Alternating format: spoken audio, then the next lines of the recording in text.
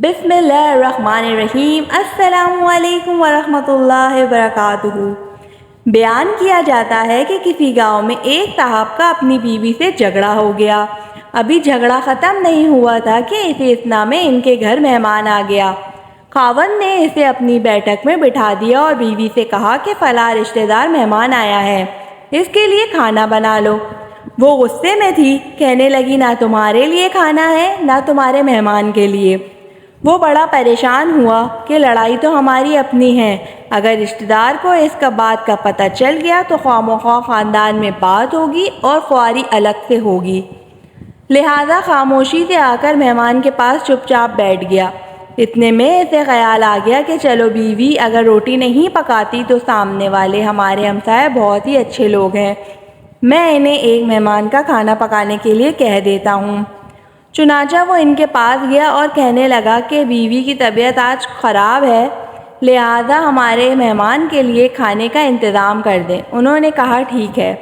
وہ مطمئن ہو کر مہمان کے پاس آ کر بیٹھ گیا کہ مہمان کو کم از کم کھانا تو مل جائے گا، جس سے میری عزت بھی بچ جائے گی۔ تھوڑی دیر کے بعد مہمان نے کہا ذرا ٹھنڈا پانی تو لا دیجیے۔ وہ اٹھا کہ گھڑے کا ٹھنڈا پانی لاتا ہوں۔ اندر گیا تو دیکھا کہ بیوی تو دار و قطار رو رہی ہے۔ وہ بڑا حیران ہوا اور کہنے لگا کیا بات ہے؟ اس نے پہلے سے بھی زیادہ رونا شروع کر دیا۔ کہنے لگی بس مجھے معاف کر دیں۔ اس کے خاوند نے کہا بتاؤ تو صحیح آخر تمہارے رونے کی وجہ کیا ہے؟ تم ایسے کیوں رو رہی ہو؟ بیوی نے کہا کہ پہلے مجھے معاف کر دیں پھر میں آپ کو اپنی بات سناؤں گی۔ خیر اس نے کہہ دیا کہ جو لڑائی جھگڑا ہوا ہے میں نے اسے وہ دل سے نکال دیا اور تمہیں معاف کر دیا۔ پھر وہ کہنے لگی کہ جب آپ نے آ کر مہمان کے بارے میں بتایا اور میں نے کہہ دیا کہ نہ تمہارے لیے کچھ پکے گا اور نہ ہی تمہارے مہمان کے لیے کچھ پکے گا تو آپ چلے گئے، مگر میں نے دل میں سوچا کہ لڑائی تو میری اور آپ کی ہے اور یہ مہمان رشتہ دار ہے، ہمیں اس کے سامنے اپنے جھگڑے کی پول نہیں کھولنا چاہیے۔ چنانچہ میں اٹھی کہ کھانا بناتی ہوں۔